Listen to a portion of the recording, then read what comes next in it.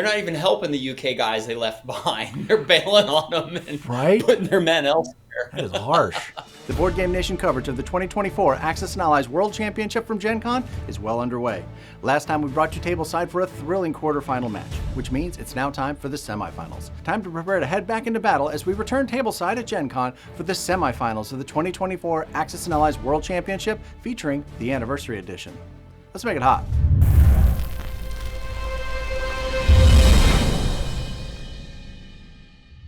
Welcome to Board Game Nation. My name is Gary Blevins. Thank you so much for watching. And a very special thank you to our friends at Renegade Game Studios for sponsoring our 4-part coverage of the 2024 Axis and Allies World Championship.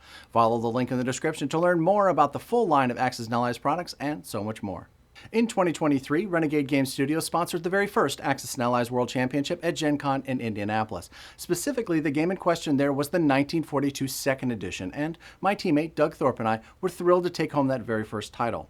Now, the Axis and Allies events at Gen Con have been organized by the incomparable Greg Smorey for the past 30+ years and feature tournaments in a wide variety of A&A games. However, in 2024, the Anniversary Edition took center stage as the World Championship event. Today, we're heading back to that tournament to bring you a semifinal match featuring some of the biggest names in the game, but more on that in a moment. First, some context. This year, I opted not to play in any of the events. Instead, Board Game Nation brought a production team to capture the action of loads of the Axis and Allies events and more, with the goal of bringing you a tableside look at some of these amazing games. But if this is your first time, welcome. Here's how this works. Even the shortest A&A games can be hours long, and even as much as I love this game, I find watching raw gameplay footage about as fun as watching paint dry slowly. So what we've done is record every detail of our featured games, then we rebuild each game in the studio and take stills that make the action much easier to follow. Today, Doug and I are going to give you a full battle report on a semifinal match, discuss some of the strategic and tactical options, and try to have some fun along the way. Today's semifinal match features Eric and Brandon versus Brian and Adam to determine who'll be moving on to the finals of the World Championship. Now, all of these players are previous Axis and Allies tournament winners, including anniversary events, both at Gen Con and around the US. So this should be fun and some really high-level play. Before we get into that, I want to provide a quick update on our efforts to answer the #1 question that we get on these videos. How do I find Axis and Allies tournament events or just people to play with casually? Well, after a lot of work, we are ready to take our first step to better answering that question. We would like to invite everyone to jump into the Board Game Nation Discord server and the Find a Player sections. It's free and very easy to use. You can connect with other folks looking to play Axis and Allies and more in your area for face-to-face or really anywhere for online or virtual play. Plus, we're adding information about events that feature Axis and Allies and their variants in the US and around the world. You can find the link in the description and in the pinned comment, and then there are already lots of friendly folks there. We hope that you'll join us. Now, while access to the Find a Player features and the event listings is absolutely free, there are some sections there that are members only. Still, we want everyone to have the opportunity to connect with other players to help grow this game and this community. Speaking of members, thank you to all of our members for becoming official citizens of Board Game Nation and for supporting the channel. If you'd like to be part of our upcoming special events, get early access to videos like this one, engage with member-only content, or you just want to support the craziness that we're making here, click that join button below and consider becoming an official citizen of Board Game Nation. We try to keep these videos to a reasonable length, so that means that a bunch of our commentary often ends up on the cutting room floor, but that's why we have our live streams. If you've got specific questions about this game or you just want to hang out with us, you'll find Doug and I here on the Friday after this video is released. We'll be sharing our thoughts and answering community questions about this game specifically and really anything Axis and Allies related. We hope to see you there. Now, if you can't make it, that's okay. That conversation will be available at BoardGameNation.com shortly after it wraps up. That means that our live streams about the 1942 Second Edition final, the North Africa final, and the quarterfinal match in the World Championship are now available at your convenience. Now for the Choose Your Own Adventure portion of the show. If this is your first time here and you've never played in an Axis and Allies tournament before, please keep your seats and hang out for a moment. We've got some important information to share that's going to help all this make more sense. If you have seen our show before and you're ready to jump into the action, head over to this timestamp to get into the battle. With some minor variations, casual and online play have basically the same rules. Because tournaments have lots of players and a limited amount of time, the rules for tournament play have some significant differences. Today we're going to be looking at tournament play for the 40th Anniversary Edition. There are 3 big rules differences that you need to know. Number 1, players bid for sides, and rather than a random draw, if both players wish to play the same side, they'll start a bidding process that when completed may allow players accepting a bid to place additional units on the map prior to the start of the game. A good bid and the placement of those units can make a huge difference in the game. A while back we made a video that lays out all the rules for bidding. If you want to know more about that, you can follow this link right here. Number 2, the Anniversary Edition comes with 2 different available scenarios, 1941 and 1942. In tournament play, we use the 1942 scenario. However, national objectives and research and development are excluded from the game, but the optional fighter, escort, and interceptor rule is in effect. Lastly, and most importantly, number 3, tournament games have a very specific time limit and win conditions. In the case of the Anniversary Edition, the game ends at the end of 6 hours of play. The team with the most victory cities at the end of the allowed time wins. The Anniversary Edition features 18 victory cities. If time runs out and each side controls 9 victory cities, we go to a tiebreaker. In tournament play, the tiebreaker is always the amount of IPC production at the end of play. So, as you can imagine, that changes the strategies quite a bit. Now, that isn't to say that tournament strategies won't work in casual online play, but their target is a bit different. The time limit shifts the goal to controlling more victory cities than your opponent when the time expires, rather than the stated victory conditions in the rulebook. In Anniversary, that means controlling 10 or more victory cities when the clock runs out. This rule set lends itself to much more aggressive strategies and can be a ton of fun. Just something to keep in mind as you follow the action. A quick disclaimer. I did my best to recreate the games as accurately as possible, but things happen in the heat of a game and during the recreation process that may have caused some of the minor details to get lost. Still, I'm confident that any minor discrepancies wouldn't have made any significant difference to the outcome of the game. Also, the pictures are going to have the different colored chips offset like this. This was done intentionally to make it easier to see. In reality, they stack just fine. All right, that's enough for now. You'll pick up the rest along the way. Let's get ready to dive into the semifinals of the 2024 Axis and Allies World Championship. Time to dive into our first of 2 semifinal matches of the 2024 Axis and Allies World Championship at Gen Con in Indianapolis. But I can't carry on without, of course, my fellow 2023 Axis and Allies World Champion, Mr. Doug Thorpe. Hey, Gary, thanks for having me. Glad to be here. Couldn't do it without you, my man. This is an interesting game. I'm really looking forward to going over it, and I'm excited to share it with everybody. Let's get right into it. As we know, when you're playing in a tournament at Gen Con, who's going to play which side is determined by a bid. After a number of rounds of bidding back and forth, Brian and Adam accepted a bid of the Axis +5, and they opted to add a tank to Burma, which is a really, really interesting placement. Doug, I wonder if you can talk to us about that choice. Yeah, I've seen something similar to this in the past. Usually, if you're adding a tank to Burma, you're doing one of 2 things. You're going after the American fighter in China to try to eliminate China's ability to counterattack, or you're going to make a play on India on J1. So we'll see how that goes, but I've seen something similar to this in the past. Well, let's see what they do with it. That takes us over to the Japanese for round 1. They've got 31 IPCs. They started with 2 transports, a destroyer, and 3 infantry for their combat. They make a move into China, abandoning Manchuria and Kiangsu in favor of stepping on the guy in Suyuan. They send in a fighter. They also send a guy and a fighter into Fujian. And they do use that tank along with a couple of fighters to go into India. They're facing 3 infantry and an AA gun there. Their odds of success going into this battle looks like to about 80%, assuming that AA gun doesn't hit. But let's, what does that do to the battle in 35? That takes one of the fighters out of that battle, but they are still looking at an 87% chance of success in this fight. So this is a pretty good opening here. Doug, any thoughts about this? Japan is really splitting their forces here to go after some really big targets. They're going after the Flying Tiger in Yunnan. But with a hit on Manila and wiping out that British fleet, it could put them in a really strong position. They start with that victory city. They don't have to worry about the UK building a complex there and fighting against them in Southeast Asia.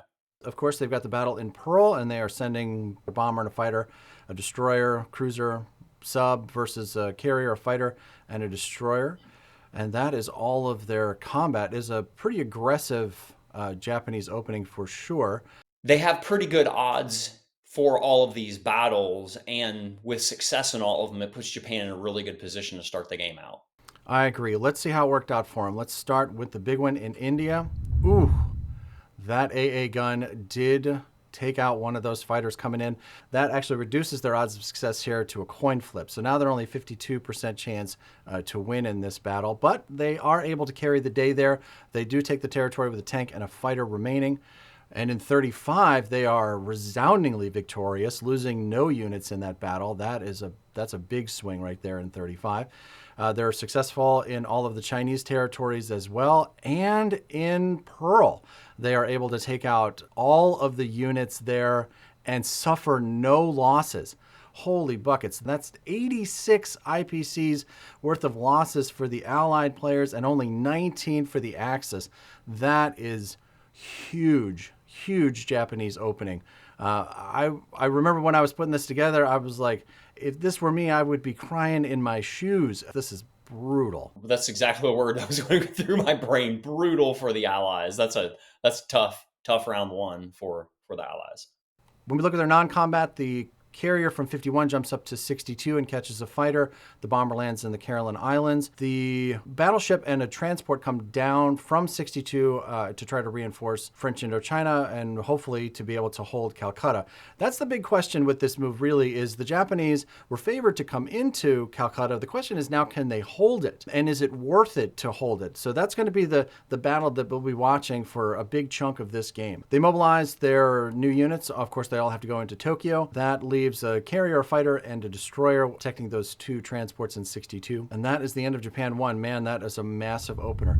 Takes us over to the Russians for their first turn. They buy a stack of guys. They've got their 8 infantry on the way. For their combat moves, they make a pretty standard push into Belarusia. They make a really heavy push into eastern Ukraine. And then they also make a push into Ukraine, trying to push that western front a little bit back off of their doorstep. They also step down into Manchuria to pick up that territory for free for combat. Of course, Manchuria was no problem, and they are successful in clearing the decks in Belarusia and in eastern Ukraine, but they were not successful in taking Ukraine, which is going to create an opening for the Caucasus later, something that the Russians are going to have to keep an eye on. I'm not sure that I love Russia going after 3 different territories. It seems like you're spreading yourself potentially thin. There is the advantage of if Germany wants to come at you and spread themselves out, they could kind of run out of gas with the back and forth, you counterattacking them counterattacking you. But I just don't know that I love Russia spreading themselves that thin on round 1. It's definitely a choice. And the consequence of it, of course, is that almost all of their offensive pieces are now stuck in eastern Ukraine. I think maybe a strafe here is a better option, but when you roll the dice, you don't know what's going to happen in some of these battles. So that's definitely something to keep in mind. For their total losses in this round, it's 35 for the Axis. Oof, that's a big swing there. And 25 for the Allies. This is an unusually high body count for this early in the game. Non-combat, they consolidate in Sherbet and start moving everybody into Caucasus and to Russia and then otherwise to the west. The sub makes it over to join the UK fleet in Sea Zone 2. And that wraps up the Russians' turn after they mobilize their units in Caucasus and Moscow. Over to Germany 1. Their turn, they purchase 9 infantry and a fighter. For their combat moves, they step into the unoccupied Karelia. And they do go after all of those offensive units that got stuck in eastern Ukraine. Out to sea, they send the 2 subs out to take out the cruiser and transport in Sea Zone 1. They send 2 fighters and a bomber, as well as the destroyer, into Sea Zone 12 to go after the cruiser and the destroyer there. Let's see how their combat turned out. They were successful in taking out the transport and the cruiser in Sea Zone 1. They took out the destroyer and the cruiser in Sea Zones 12, but did lose their destroyer. Of course, they took Karelia for free, and they had a very successful attack in eastern Ukraine. Looks like they only lost the 1 guy there, plus the destroyer. This is very favorable outcome for the Axis. So again, the dice are really telling the story in this particular game so far. They've got 63 losses for the Allies and only 11 for the Axis. That's a big swing. When we move on to non-combat, they're starting to amass a pretty substantial stack in eastern Poland. They reinforce Ukraine. They move the sub out to Sea Zone 7. They land the fighters in Morocco and in Libya. And they use the transport from Sea Zone 13 to jump over into the Black Sea and bring some reinforcements to Ukraine. They place their new units, the 9 infantry and the fighter, in Germany. What do you think about their situation at the end of their turn? I overall like it. I don't love the transport move. I feel like you're just throwing it away. I mean, obviously the UK or someone else, Russia on their turn, will have to allocate something, but I feel like maybe that transport could have been used better to do something else. And you would have it available for future turns to be able to harass as well. So maybe get it in a position that is just safe with the Italian fleet for right now. I think it's interesting when we look at how the UK's economic and tactical and strategic situation lines up. They oftentimes spend a lot of time worried about maintaining Calcutta and India and Africa and the Middle East and all of that. And it takes away from a lot of the economic and strategic focus that can happen in the North Atlantic.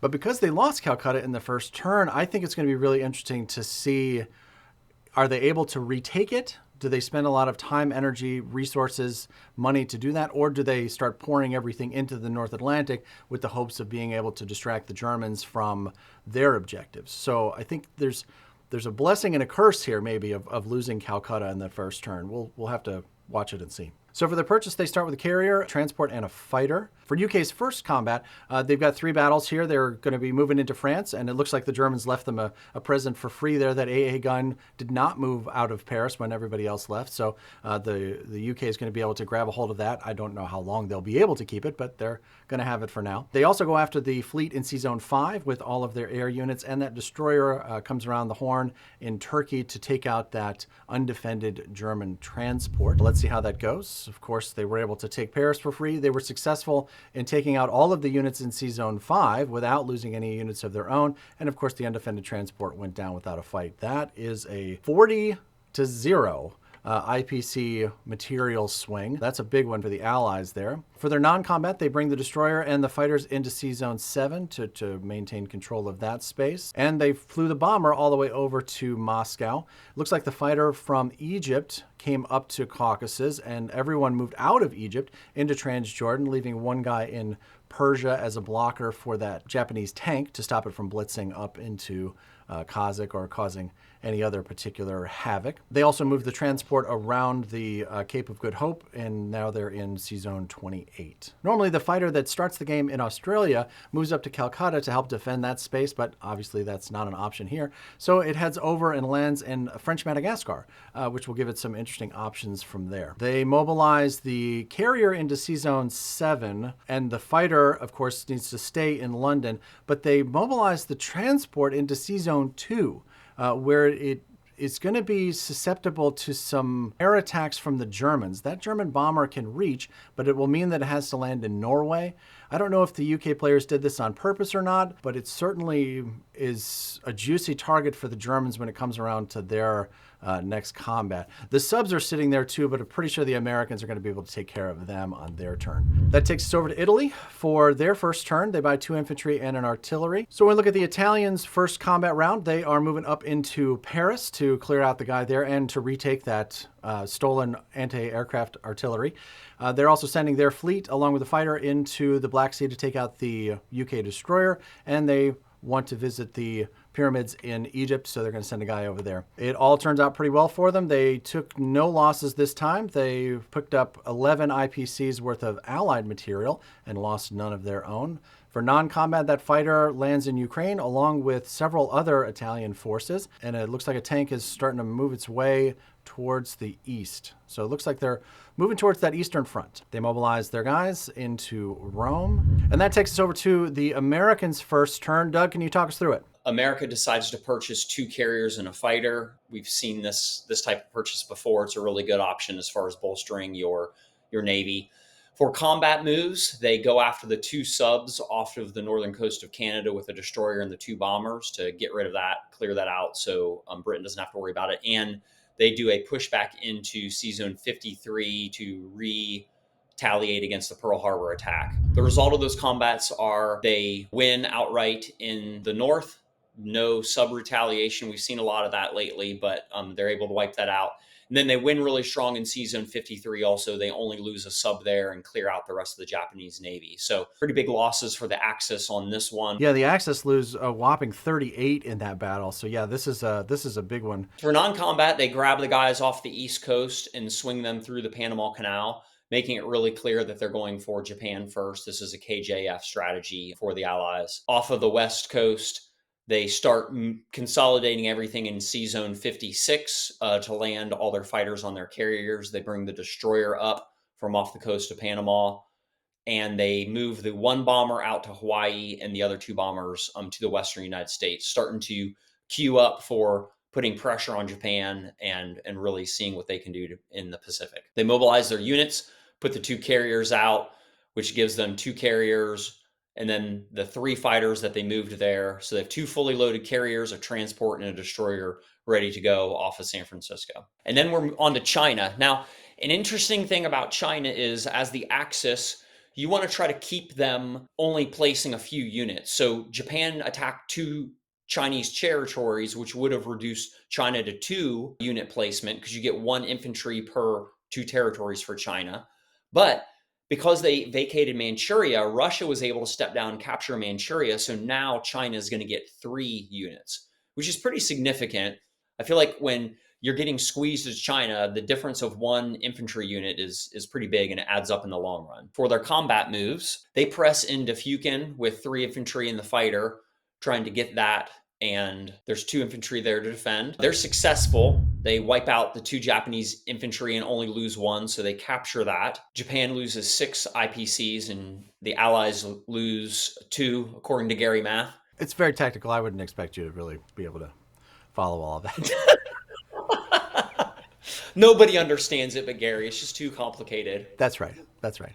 Not really, no. And then for their non-combat moves, they consolidate their infantry into Sikang along with the fighter, and then they place their men, putting a lot of speed bumps along the way, spread those 3 guys out, just making it so they don't have any easy targets for Japan to wipe out a bunch of their infantry. Which takes us to the end of round 1. The Japanese seem like they've got a really strong position in the southeast, particularly holding Calcutta, but it does look like their fleet is pretty divided, which is a dangerous place for the Japanese to be, so they want to try to put that together as quickly as they can. Time for our Renegade Game Studios round 1 recap. Round 1 played in about 43 minutes, had significant losses for both sides, but the Allies definitely had the higher valued casualties here. We've had some requests for more detailed economic information, so here you go.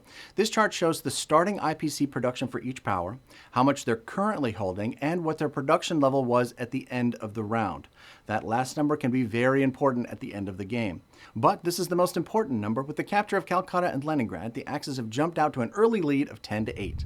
On to round 2, the Japanese start this round with 36 IPCs, and they use it to buy 4 infantry, a sub, a destroyer, and a fighter this time. For their combat moves, they are concerned about that northern push from the Russians. They step back and attack Manchuria and Buryatia. They're also trying to take Fukin back, and they are successful in doing so. They take Manchuria and Buryatia, and they also clear the decks in Fukin. All losses for the Allies this time. That's a total of 7 IPCs lost for the Allies, nothing for the Axis this time. Non-combat move, they move to reinforce Calcutta, and then they bring the fleet back around to 36. They also stack up as much as they can into C-Zone 62 in preparation for the Americans to show up. They mobilize their new units into that area. That leaves them with a carrier with 2 fighters, a battleship, 2 destroyers, and a sub with just defending the 2 transports that are in C-Zone 62. But it looks like the Americans can get there with quite a bit of force. We'll have to wait for their turn to see whether or not this is something that they decide that they want to be froggy with, but we'll take a look at that when we get to the Americans' turn. Had I been Japan, instead of going fighter and sub, I might have used that $16 to build 2 destroyers. I think it would just ensure your Navy's a little safer. Yeah, when you're facing an attack by lots and lots of air units, a sub purchase usually does not get you a whole lot of joy because subs can never hit air units. It's a tricky balance for sure. Over to Russia 2. They are starting the turn with 26 IPCs this time. They decide to purchase 7 infantry and an artillery. More guys, more guys, and more guys. They send the full stack over to try to take Buryatia back. They want to go after those forces that are in eastern Ukraine. They do leave the actual territory of Ukraine alone this time, which makes sense to me. I don't think they could have gotten it. It's a pretty healthy Axis stack in that space at the moment. But it looks like they're maybe planning just to strafe eastern Ukraine. We do have a correction here. The anti-aircraft artillery that was in Karelia when the Russians started the game, when they evacuated the territory, they did take it with them. I missed it in the recreation here. My apologies. Let's see how the combat actually turned out for the Russians this time. They were successful in taking Buryatia. Didn't look like they took any losses there. In Ukraine, they have made a successful strafe and retreated with everyone into Moscow. Total losses this time for the Axis is 18. The Allies only lose 9, a pretty good round for the Russians.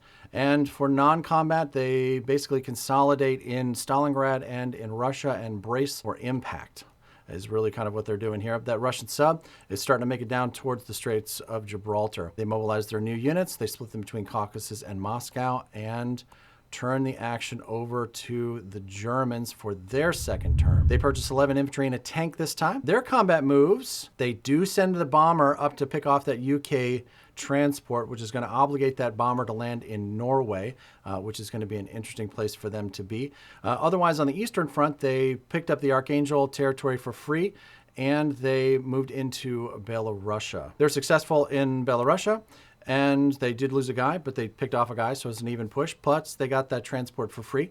So a total of 10 losses for the Allies and 3 for the Axis this time. For non-combat, they make a eastern push into Africa, heading that way, because now they're open from Anglo Egypt, Sudan, moving south, so they'll definitely be excited about moving that direction.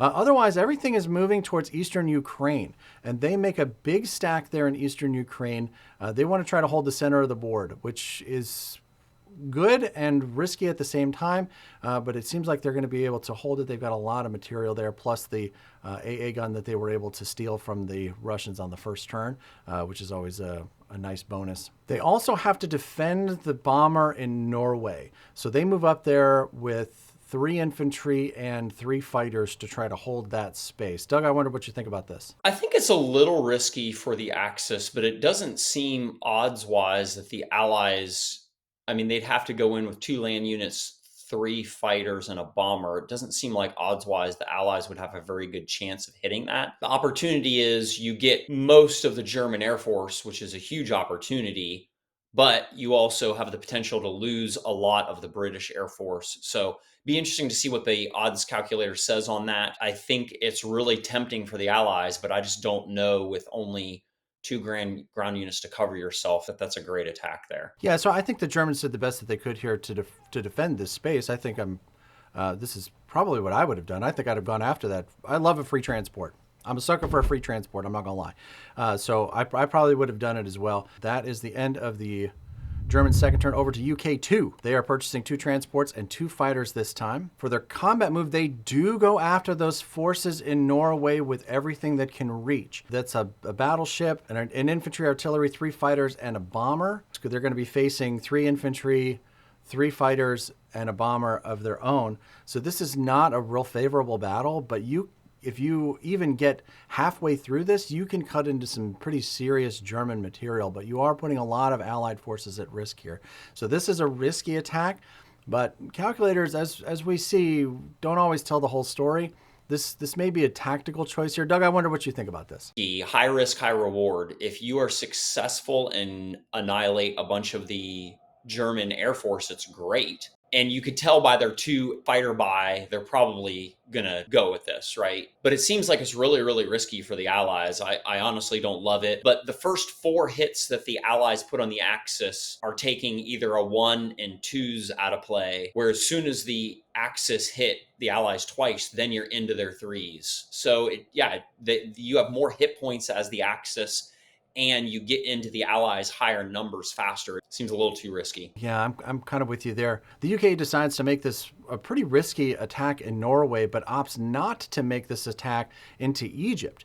They could have moved units from Transjordan. They could have used this transport from 28 to jump up to Egypt. And even the fighter in Madagascar and the fighter in Caucasus could have come down and participated in this battle. This might have been a turning point in Africa for sure. It looks like they had an opportunity, but I think they were really focused on trying to do what they could to get Calcutta back. Let's see how it goes in Norway. Good gravy here. They had some pretty good dice here. It looks like they found themselves a 4% outcome here in this battle. They were able to wipe out all of the German units and even keep a fighter and a bomber of their own. They lose their land units, so they don't get to take the territory, but that wasn't the point. This was the point. They were able to take out a remarkable 51 IPCs of Axis forces here, most of them air units, and only lose 27 of their own. This is a really big swing in this game. That's why you roll the dice. That's absolutely right, because that was a big one. For non-combat, they used that transport, to move all the units to Persia in preparation for a landing in India. They mobilized the 2 transports and the fighters into the North Atlantic. The 2 transports landed in Sea Zone 2. That's going to give them the ability to pick up the guys in Eastern Canada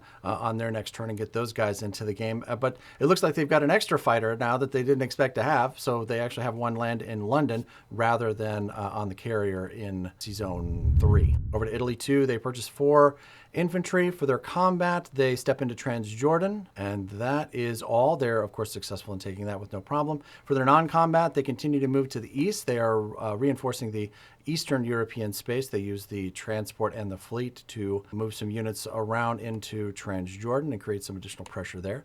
But that stack in Eastern Ukraine is starting to get a little scary. So that wraps up the Italians' non-combat move. Doug, what do you think?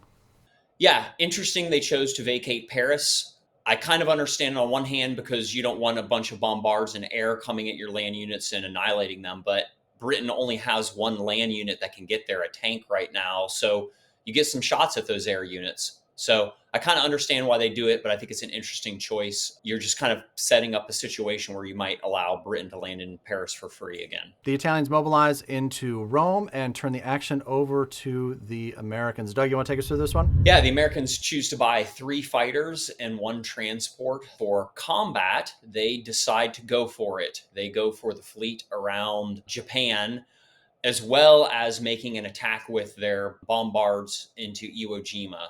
So the idea here is if they can be successful in this attack, they're going to basically cut the Japanese Navy in half, a little more than in half actually, and they're going to be able to move a significant force right off the coast of Japan. They'll be able to move in their 2 carriers and their destroyer as well. Japan loses 2 of their 3 transports. It's going to put Japan in a really tight spot if this battle goes well. Gary, I'd be interested to hear what the odds are on this battle if you have those numbers for us. I do. We ran this a little bit earlier, and as it turns out, the Japanese are favored to actually win in this battle. The Americans have got a 39% chance of success here. But this is one of those times where I don't think the calculator tells the whole story. We were talking about this before we got started, and I wonder if you can talk to us about how sometimes the calculators lie. It sounds like it's 40% chance of victory. So I think even if you knew that number in the moment, you have to balance, is it worth a 40% chance at basically wiping out the Japanese Navy for the most part? I mean, they're going to have a carrier, a battleship, and I think 1 transport left. So first of all, you're like weighing that just from a numbers perspective. The second thing is you have to look at things like what is your follow-up and what is your position after the attack? If you're in a situation where after the attack, you're in a fine position and you're not threatened, then it can be worth risking it even more so. But if you're in a position where it's like, man, if this attack doesn't go right, then I'm really exposed, I'm in a horrible position, then I think that you need to balance that in as well. So it's not just the numbers themselves. So I think it's important that when we look at the calculators and the odds of success in a particular battle, whether you're favored to win or not isn't always the determining factor as to whether or not you should go and do it. I think this is absolutely the right choice for the U.S. I don't know. It's a little dicey to me. I think it goes back to what I mentioned on Japan's build. If they would have built 2 more destroyers, then I think it's a total no-go for the Allies. But I can appreciate it. If I were sitting on the other end of the board and this was my partner making this move, I might try to dissuade him a little bit. But ultimately, I'd probably say it's your decision. Go for it if you want to. I'd go for it. I promise you. Because fortune favors the bold, my friends. And when we look at the outcome of this battle, it favors America significantly in this one. They annihilate the Japanese Navy, and I think they come out with more air than they thought that they had any right to. Yeah, absolutely. Their total outcome here is a devastating 87 IPCs lost for the Axis and only 34 lost for the Americans. That is a huge battle in this game. So they really did a number on the Japanese fleet there. The only thing that remains is the sub and a lot of demoralized Japanese ships sinking to the bottom of the Sea of Japan there. That is a devastating loss for the Japanese. Yeah, it really is. Japan has more fleet to the south, but America's gonna be in control of the Pacific really quickly now. So it went really well for them. Yeah, absolutely. When we move over to non-combat, the destroyer that was off the coast of eastern Canada starts to head towards the Western Front because he heard that there's a party going on over there. To transport from the Atlantic side has finally made it around to San Francisco. The fighters land on the carriers that moved in to catch them off the coast of Iwo Jima. The bomber lands in Buryatia with the Russians. They mobilized the 3 fighters and the transport in San Francisco and in Sea Zone 56. And that is the end of the Americans' turn. Takes us over to China. They've got 5 territories that they control, so they'll be placing 2 units at the end of their turn. For their combat moves, they go after the guy in Suyen with 2 infantry and the flying tigers, and they are successful in picking that guy off and take no losses of their own. That's the Axis losing another 3, the Allies losing 0.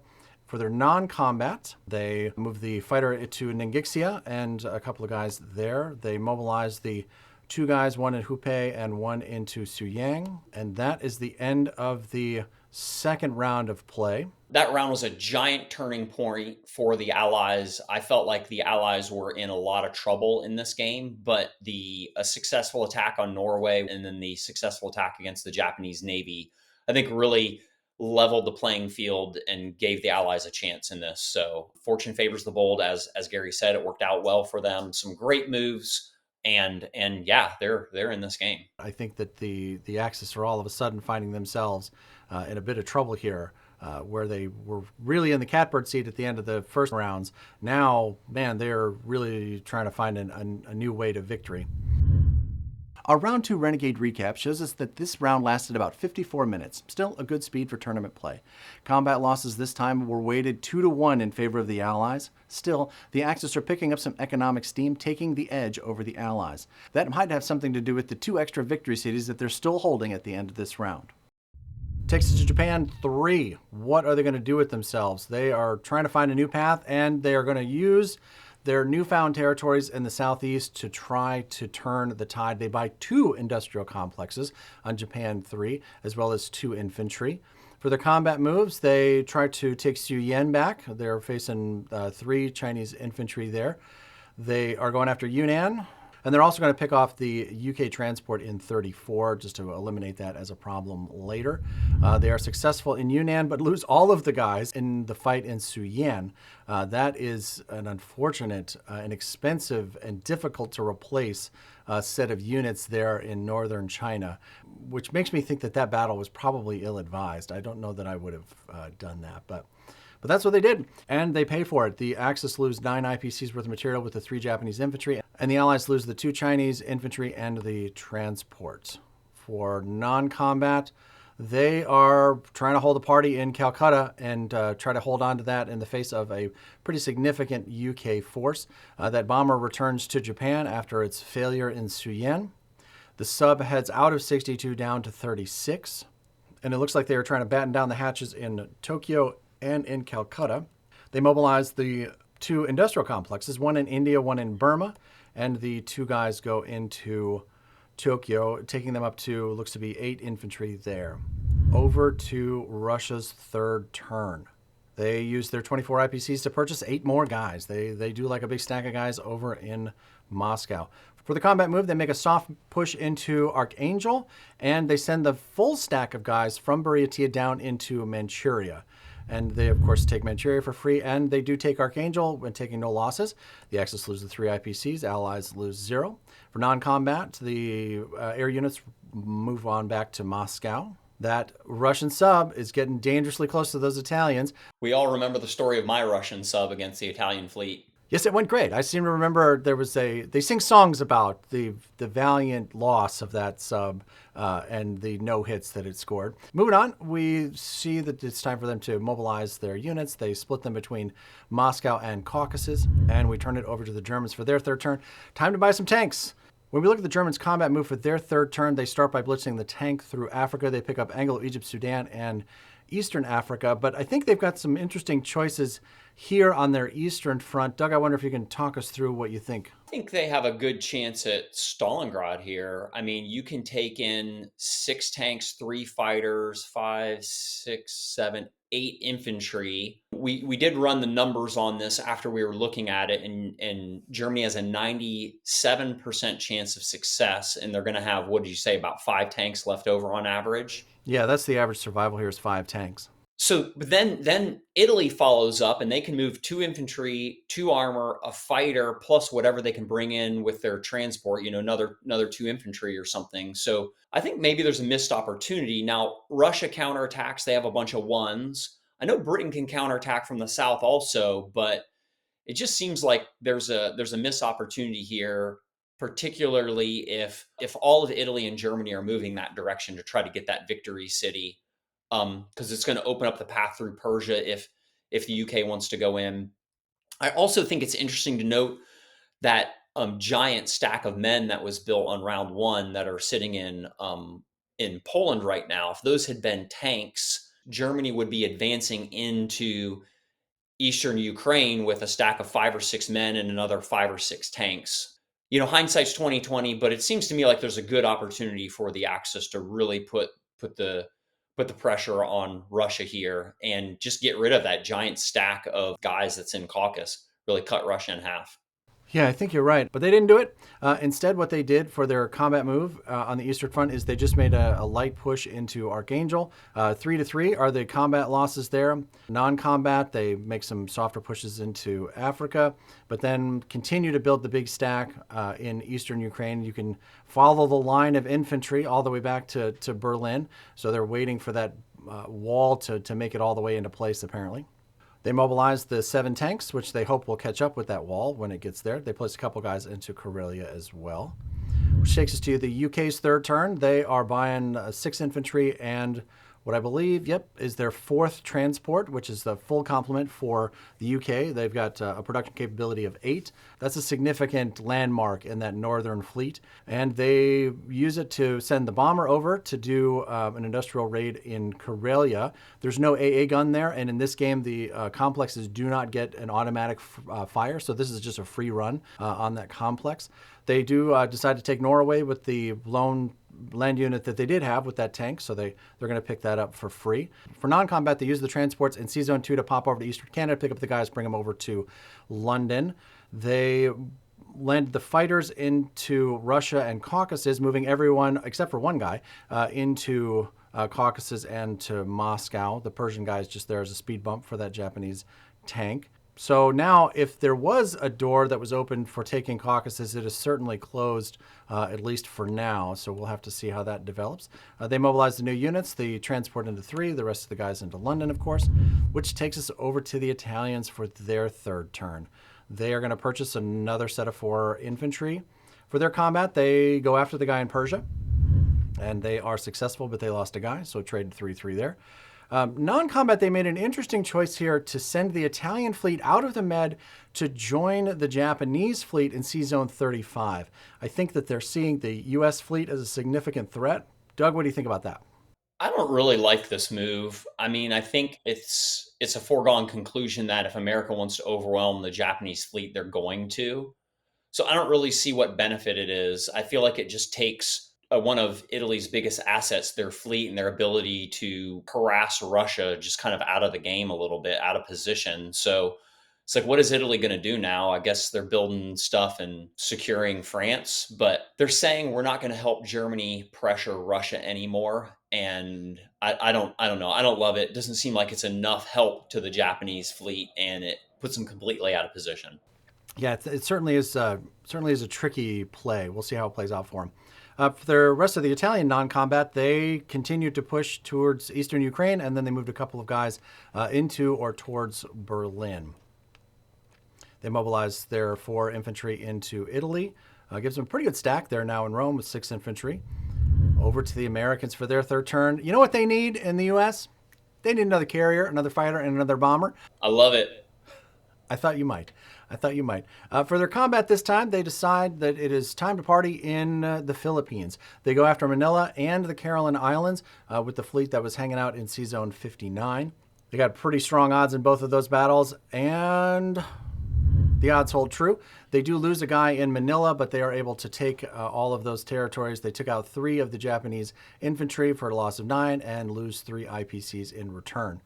For US's non-combat, they bring the carriers down to secure the areas and to save those transports in C-Zone 50, and of course the transports that came down into C-Zone 51 to secure all of that. There is that sneaky sub that's in 36, but the destroyer in 50 will block any sneakiness. Doug, what do you think about this U.S. attack here? Yeah, I like it. You got a victory city. You're putting all sorts of pressure on Japan's capital, Japan's victory cities, and Japan's money islands, and really one of Japan's 2 complexes they just built. So I think it was a great move for the U.S.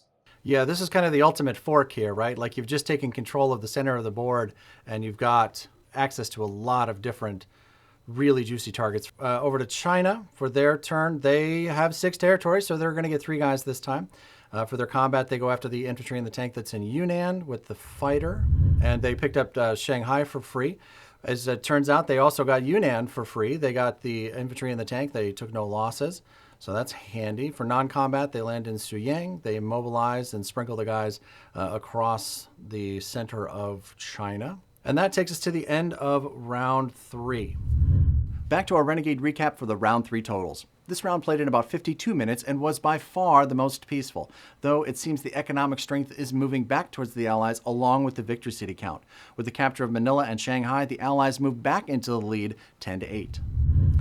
That brings us into Japan 4. For their purchase this time, they come in with 2 infantry, 4 tanks, and a fighter. For their combat moves this time, they opt to give peace a chance, and they do not make any combat this time. They do make a non-combat move into Sea Zone 37 with the carrier, a couple of fighters, the battleship, and a sub, and then move everything over to Burma to try to defend the complex that they've built there. Maybe get ready to defend Hong Kong or make another push back into China. They mobilize the infantry and the fighter into Tokyo, and the 4 tanks land in the subcontinent, 3 in India, 1 in Burma, with 1 of the infantry in Burma as well. So they've got, it looks like 9 infantry, 2 fighters and a bomber, and an AA gun in Tokyo, and a pretty reasonable defense in Burma. So that's the end of Japan's 4th turn. Over to the Russians. On their 4th turn, more guys. They need more guys. They got 6 infantry and an artillery. So it looks like a couple of soft trades for the Russians. Archangel, Belorussia. Doug, what do you think about these soft trades back and forth for the Russians? Yeah, I question the value, particularly of Belorussia. What are you accomplishing by doing that? You're not preventing any tank blitzes. Everything can go through eastern Ukraine. Archangel, I mean, maybe you could say, well, we want to take that guy out so he doesn't take the Urals. But I mean, you're trading $3 for $2, potentially getting rid of their guy. I mean, I guess you kind of force Germany to keep siphoning off a couple guys if they want it back. But I don't know. I just question. I feel like they've been trading that territory all game long. There haven't been tank blitzes coming out of Karelia across either the north or into Russia. And it just seems like you keep siphoning off infantry to do it. And I just question the value of it a little bit. When we look at how it turned out, though, they were successful in taking both territories, but they did lose 1 guy, 1 for 2 this round. So the Axis lose 6, the Allies lose 3. For non-combat, they are consolidating still in Moscow and in Caucasus. They mobilize their units, most of them into Moscow, only 1 guy into Caucasus this time. The Germans are starting their 4th turn with 43 IPCs. They use it to buy 7 more tanks. They repaired the 2 damage to the complex in Karelia and then buy 2 more infantry. So when we look at the combat options on the Eastern Front for the Germans, it's not an abundance of choices here. It looks like the door's closed in Caucasus, and the stack is just too strong to move into Moscow this time. They are moving tanks in that direction, but they're not in position for this turn. So it's another round of light trades in Belorussia and Archangel and in Ukraine. It looks like they're picking up all of those places, and they are successful in doing so. They lost 3 IPCs, and the Allies lost 10 this round, so that is a positive for the Germans. Not where they were hoping to go, but for their non-combat, they continue to grow the stack in eastern Ukraine. It is definitely getting stackier, and that's going to put 14 tanks now in range of Moscow and Caucasus, so pressure definitely mounting there. Looks like they end with 19 infantry there in eastern Ukraine, so that is a significant force that might be able to knock on the door in the Red Square or in Stalingrad. We'll have to see. They mobilize their 7 tanks. 1 of them goes into Karelia with a guy, and the rest into Germany with the other guy. And that is how the Germans' 4th turn turned out. Over to UK's 4th turn, they have a lot of different options available to them. They purchased 5 infantry and a fighter. For their combat move, they are going to take a swing at Karelia with 4 infantry and a tank, and 2 fighters and an offshore shot from the battleship. And they're going to send 4 infantry down to take France for free. And what's interesting here is that because the fighters for Germany are all the way over in eastern Ukraine, there are no air units that can reach Sea Zone 7. So they can leave those transports in Sea Zone 7 without any fear of them being attacked, which is pretty remarkable. They're also making a light push into Ukraine with the air units that are available there, and they're going to try to pick off the guy in Persia with the bomber and 1 infantry. Here's an alternative thought, real quick. What if they, instead of taking Paris, land in Baltic states to prevent a potential future German counterattack to Karelia? If Britain owns Baltic states and then Russia is able to recapture Belarusia, then Germany cannot retake Karelia. So, I mean, you're getting 2 victory cities, but unless the game's about to be over, you're in a position where, all sorts of tanks can roll into both of those, but why not get one of them and actually hold it? So let's see how it turned out for them in their combats. They are successful all around. Of course, they took Paris for free. They were able to eliminate the 2 units that are in Karelia and land there pretty heavy, and they were successful in taking Ukraine and Persia. Holy buckets. They only lost 3 IPCs that time, and the Axis lose 15. More importantly, they lost 12 IPCs worth of production in that round. So the UK and the Allied forces are picking up quite a bit there. The UK picked up 8 and the Russians picked up another 4. But they may or may not be holding those things when it comes around to their turn, but that's certainly something that should alarm the Germans. They, of course, mobilized everybody into London and turned the action over to the Italians, who buy more guys. They've got another stack of infantry coming in for their combat. They decide to go after the 4 infantry that are in Paris with all of the Italian units that can reach. The Italians are also going to try to take Ukraine this time. And they fail to take Ukraine, but they are successful in taking Paris back. And then now they've got 5 infantry and an artillery there. So that's a pretty healthy stack for them. We'll see how that holds up. That is a total loss on the Italians' turn of 12 and 12 for each side. Non-combat, the Italian fleet decides to stay with their Japanese counterparts. They move their 1 infantry that they've got with them, along with the 2 cruisers and the battleship and their transport into Sea Zone 35. Unfortunately, that Russian sub is now stuck in Sea Zone 35 because the Suez Canal is closed. They can't go after their favorite target, so they will just be hanging out there. We mobilize the Italian units into Rome and turn the action over to the Americans for their 4th turn. Doug, what do you think about their 4th turn here? I think America has a lot of options, a lot of potential here. I think they're in a really good position and they're playing really well. They purchase 3 bombers and a transport. I think it's a good buy. Can never have too many of those. The combat move is to bomb the complex in Burma, which there's no AA gun there. And then for non-combat, they are going to consolidate their fleet around the Caroline Islands. So they're bringing what was in the Philippines back to the Caroline and what was staged in San Francisco. And they're back to 3 carriers and 6 fighters. So again, they just have an overwhelming force here. I don't think the Italian Navy is really going to help the Japanese Navy. I mean, they have a bomber in China, a bomber in the Caroline Islands, and 3 more coming up in the queue out of San Francisco. So America's going to be able to do a lot here in the next round or so. I think you're absolutely right. And one of the things that I don't know that we mentioned during the Russians' turn is that giant stack that was in Manchuria marched down into Shanghai.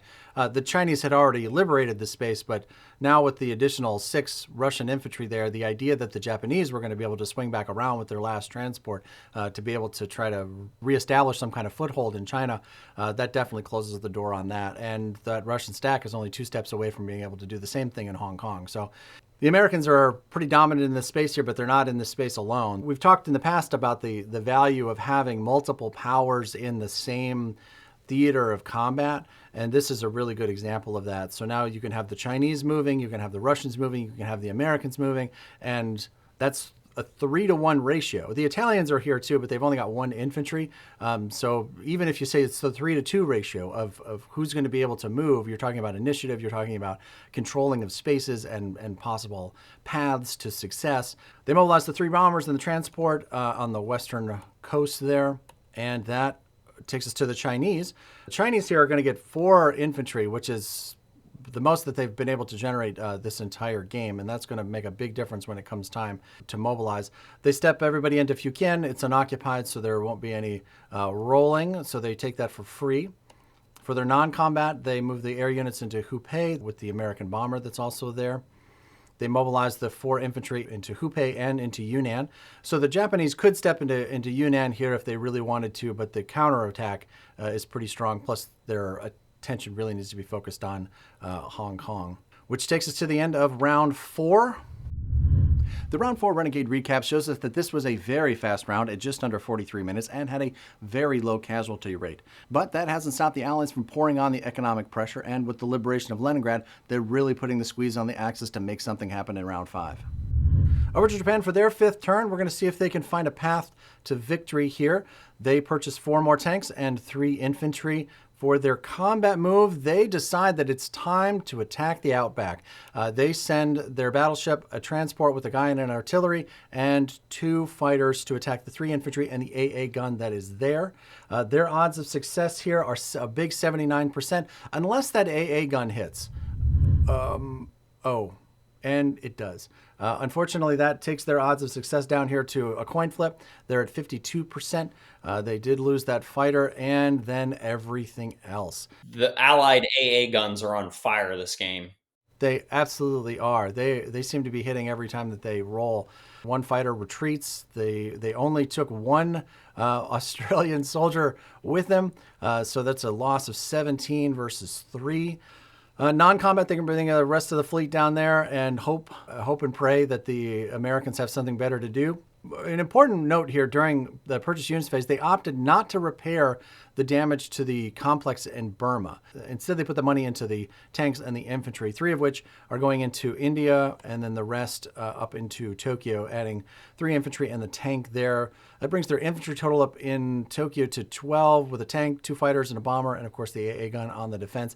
I'm not sure that would be enough to stand up to a full U.S. attack here. We'll have to look at that math when we get to the Americans' turn. On to Russia for their 5th turn. They've got a pretty healthy stack in Moscow, but man, that stack in eastern Ukraine is getting scary. I'm not sure that Stalingrad's going to be able to stand up to it, but they purchase another 8 infantry and make their combat move. They make the same pushes out into Archangel and Belarusia, sending 2 infantry and an artillery, the fighter to Archangel, and they send a guy and a bomber out to Belarusia to try to close their northern flank there. And if Moscow were to fall, it opens a potential path for the UK to liberate if the Russians should fall, because there's a UK tank there in Leningrad.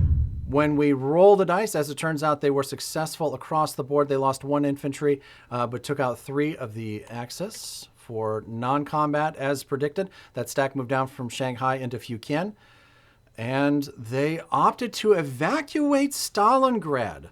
They moved all of those units out of Stalingrad and into Russia, kind of leaving those UK units to their own devices, kind of leaving them behind there, which is a sad tale for these UK forces if the Germans decide to go that way. But they can only put 6 of the guys into Russia, so they do add the 2 other ones go into Leningrad. So they're not even helping the UK guys they left behind. They're bailing on them and putting their men elsewhere. That is harsh. They did leave the AA gun for them, though. They could have taken the AA gun, I suppose. True. Yeah. I think they just didn't have a truck to attach the A gun to drive it off. That was the only reason they left it. That's exactly right. All right, so over to the Germans for their 5th turn. What do they want to do? They purchase 6 infantry, 3 tanks, and a fighter for their combat. The tank continues to blitz around Africa, picking up those territories. We did the math to see whether or not Moscow was an option, and with the 37 infantry and the 4 fighters, the 2 bombers and the AA gun there, if the Germans had gone in with everything that can reach, they had a 3% chance of success. That obviously is not what you're looking for when you've kind of got the game on the line here. And as we get to the 5th turn, you are kind of really starting to look at the end of the game and the math for where you're going to be when the time expires. We do know that at the end of the Germans' 5th turn that there is about 2 hours remaining. So they are playing pretty fast in this game. So it's likely that they'll get in a 6th, maybe even a 7th turn if the game needs to go that far. So this is what they opted to do instead. They decided to stay out of Russia and instead pick up the 2 other victory cities of Karelia, Leningrad, and Stalingrad in Caucasus. So they split that force in eastern Ukraine, attacked Belarusia, attacked Ukraine, attacked Caucasus, and the forces that were in the Middle East even stepped over to try to eliminate that last UK guy down there in Persia. So if all of the German forces are successful here, they will actually eliminate every UK land unit in Europe and Asia in one move. which is by itself kind of remarkable. So let's see how it turned out for them. They are successful everywhere. They're able to take Karelia, Belarusia, Ukraine, Stalingrad, and Persia, as well as all of the properties that they picked up down there in Africa. This was a big round for the Germans. And man, the combat losses definitely tell the story here. The Allies lost 59 IPCs worth of material, the majority of it belonging to the UK, and only lost 14 of their own. That is a big, big swing. Yeah, even just losing what it was 16 Allied units to the 4 German units. I mean, that alone is pretty tough. I wasn't pointing this out earlier, thinking about this exact moment in the game, but again, Russia kept sending artillery into Archangel. What if they had all of that artillery in Russia right now? I wonder what a counterattack on Stalingrad looks like. They have 30 men.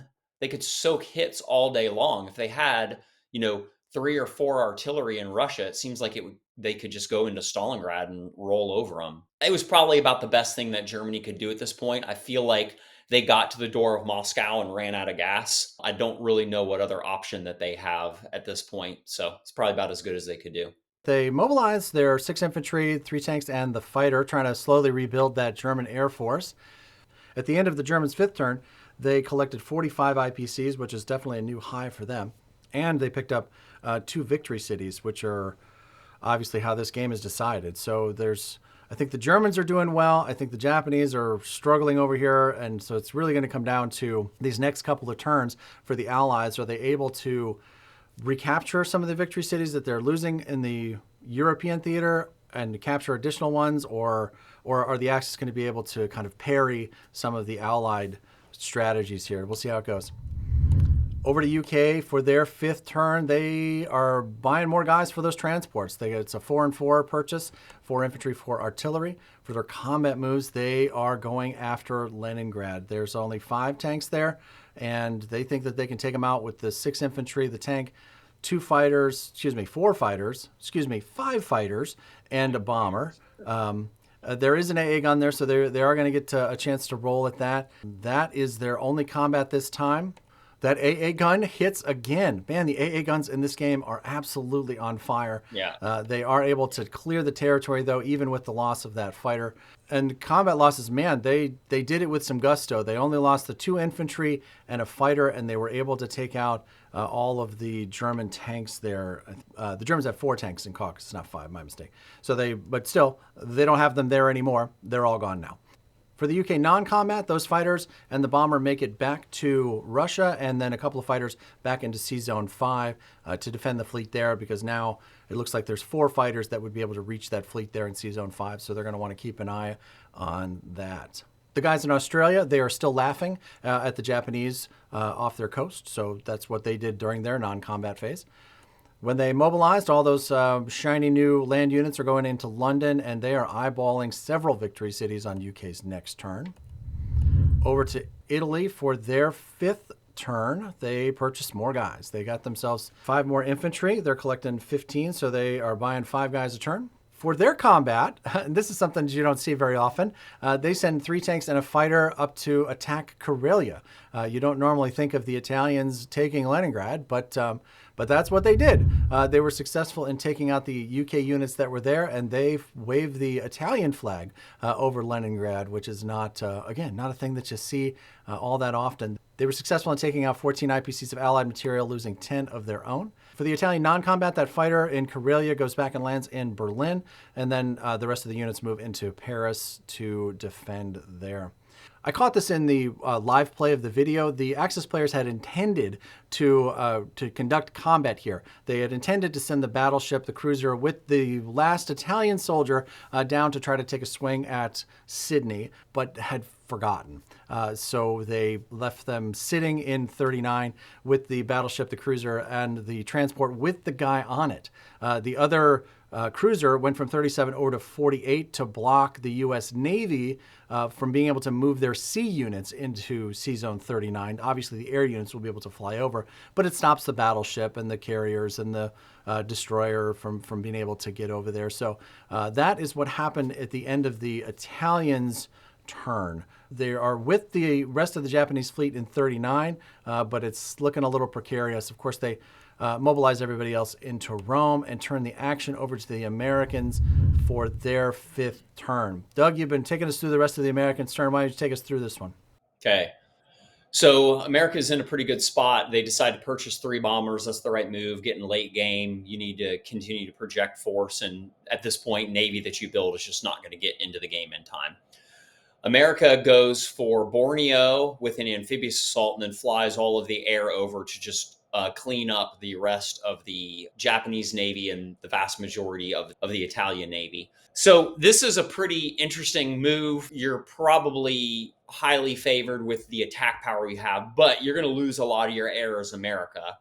On the other side of that, you don't really have that much to risk here. There's almost no Japanese Air Force to speak of. There is no Japanese Navy, if you're successful here, to speak of, other than 1 sub. I like the move. You're hitting a high value target there, continuing to grind down the Japanese economy and putting yourself within range of 2 victory cities with the American fleet. You could go to Hong Kong or Calcutta on the next turn. So I think it's a good move here for the Allies, and pretty devastating if everything works out as the Allies hope they do. And as we look at how the combat turned out, this is the most expensive battle of the game. The Axis lose a whopping 103 IPCs worth of material, and the Allies lose 96. The Americans opted to sacrifice the bombers because they wanted to be able to keep as many of the fighters as they could to defend the rest of the fleet. All that's left for the Japanese is that lone sub that's out there. The Americans have still got looks like 4 fighters remaining. And of course, the Americans were successful in taking Borneo. They did lose a guy, so the guy in Borneo did take somebody with him. So it was a whopping success. Non-combat, those fighters come in, the carriers go in to pick them up in 49. They've got another carrier and a fighter and a destroyer in 51 in case that sub decides to come down and do something froggy. The Americans mobilized the 3 bombers in San Francisco. The Chinese, for their turn, they are going to be generating another 4. They add up fast. When the Chinese can start building 3 and 4 infantry a turn, boy, they add up really, really quickly. They do step into Hong Kong for free. They've got 8 infantry there.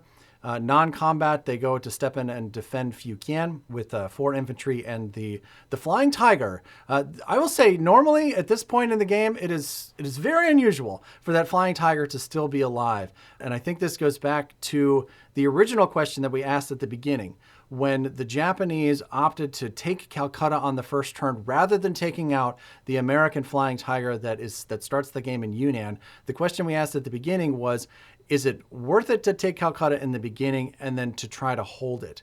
And this is what the Japanese have been focused on this entire game, is staying and keeping Calcutta. They built complexes down there. They've sent naval units down there, sent air units down there. They spent a bunch of money down there, all to save the one victory city.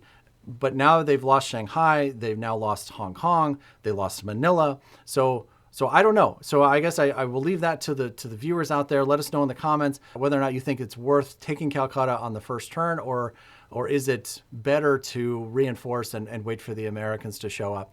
So at the end of the Chinese turn, they've got control of Hong Kong. They've got control of all of their original territories with their marker on it, which is nice. Also something you don't see very often. But it looks like the Japanese are staging for a last-ditch assault on Hong Kong. Doug, what do you think about the Americans' turn here and round 5 as a whole? Yeah, I mean, I think it was a great turn for America. Round 5, I think, is pretty devastating to the Axis. It seems like the Allies are in a pretty strong position to solidify their hold in Asia. America could go for Calcutta. There's a giant stack of tanks waiting in Caucasus to maybe blitz down and annihilate the Americans. And America does need to be careful, because if they lose those land units, they're not going to be able to resupply those. But again, Russia could just take Stalingrad back. So I think the Axis are in a bit of a pickle here, and America's move was really strong. I think they're going to grind down what's little is left of Japan and really put the game to bed here. I think you're absolutely right, Doug. I think the Axis are in a pretty tough spot here. I heard as I was watching the video that all of the players at the end of China's turn, or at the end of round 5, they agreed that they would be able to play through all of round 6 and then also round 7. So that takes us to the end of round 5. No surprise that with all that action, this is the longest round so far at just over an hour, and that it has our highest combat losses. That's 173 for the Axis and a staggering 191 IPCs lost for the Allies. While the Allies are still holding a sizable economic lead, the Axis have roared back in the victory city count to tie it up 9-9. So over to Japan 6, they've got 27 IPCs and the will to live. They are trying to find a path to victory here. They are going to see whether or not 4 tanks repairing the damage in Burma and 1 artillery is going to do it for them. For their combat, the only one that matters for them is this battle in Hong Kong. They set this battle up. They've got 2 infantry, 4 tanks, 3 fighters, and a bomber. They're huge favorites to go in here, like 96, 98%, something like that. The problem is that when they go through this, they're most likely to have about 2, maybe 3 tanks left. The Russians are there with 6 infantry that will attack immediately after that. And then, of course, the Americans and the Chinese are right there, likely to be able to wipe them off the map. So at this point, the Axis decided to concede the game. And that was how this game ended, was here. They didn't even actually roll for this battle. They opted to concede this game at this point and declare it an Allied victory. So at this point, we're going to congratulate Eric and Brandon. They'll be moving on to the finals. We're excited to see how that goes, whether or not they are able to take home the hardware this year. They certainly played a really great game here. They started out with just one of the most atrocious Allied opening rounds I have ever seen, losing Calcutta, losing a huge amount of material in C-Zone 35, off Pearl Harbor in 53. They had huge losses in the Eastern Theater. It was just a really, really bloody opening for the Allies, and they managed to battle their way back. They never did take Calcutta back, but they were able to instead take Shanghai. They were able to take Manila. They were able to hang on to Sydney. They're likely to be able to liberate Hong Kong. Doug, I wonder if you think that concession here was the right choice. I think it was. I mean, I don't really see a path to victory for the Axis at this point. There's too many cities that are vulnerable. So we know that Japan can get this city back, but again, they can't stop America or Russia or China from getting it again, and the Allies won't lose that city again. I don't see how the Axis hold on to Karelia and Caucasus and Calcutta. They're already down one city, and I think they're going to lose another one. I mean, Warsaw is wide open. Like, there's just too much for them to hold on to, too much ground to cover, and not enough units, not enough economy for Japan. So I think it is a foregone conclusion that the Allies are going to win in the end. So I think conceding is the right thing to do at this point. I think this is the right point in which I would have conceded even if we were playing in casual play, because the economic advantage that the Allies are about to have is going to be significant. Overall, this was a really neat game. It was cool to see just a very differently played out game. I mean, in most of the games, China gets, reduced to rubble. Often they're wiped off of the map. In this game, they were a pretty significant factor. And so it just shows that you want to play out your game.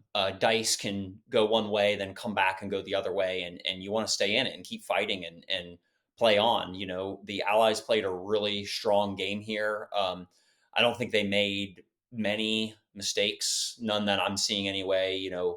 Little nitpicky things here and there, but I think they played a great game. And I think if you stay the course of a strong game and a strong strategy, often you can pull out in the end. This is a great example of that. That wraps up our coverage of the first semifinal match. Join us next time, where Doug and I will be taking you through our second semifinal match. That one is between Dave Jensen with his partner Keith versus Mike and Matt. And that is a fascinating game. We can't wait to bring that to you. Again, remember to join us for our live stream the Friday after this video drops. If you're not able to be there, make sure that you check BoardGameNation.com because it will be reposted immediately upon its conclusion. Thank you so much for being here, Doug. We appreciate your time. Absolutely. It was great as always, Gary. Loved going through this game and learn about it. And it was a really exciting game. Fun to be a part of it. Appreciate it, man. All right, man. See you next time. Thank you for watching our coverage of the first of two semifinal matches from the 2024 Axis and Allies World Championship. Thank you again to our friends at Renegade Studios for sponsoring this video series. We're really excited about everything that they have in store for the game. Congratulations again to Eric and Brandon on their victory. We wish them luck in the finals. Thanks again to Doug for taking the time to share his thoughts on all of the action. Next time we'll find out who will be facing Eric and Brandon in the final. That second semifinal match will feature Dave and Keith versus Mike and Matt, and it is a monster. Make sure to hit that subscribe button and the bell to get notified when it's ready. And if you want loads of exclusive content, including extras and deleted scenes from this game, and even the raw footage from Gen Con, click that join button and find the membership level that's right for you and become an official citizen of Board Game Nation. When our coverage of the next semifinal match is ready, you'll find it here. When the live stream that followed the premiere of this video is ready, it'll be over here. For our latest bit of mayhem, right this way. And if you're ready for more from Board Game Nation, click here to subscribe. My name is Gary Blevins. Thank you so much for watching, and we'll see you next time.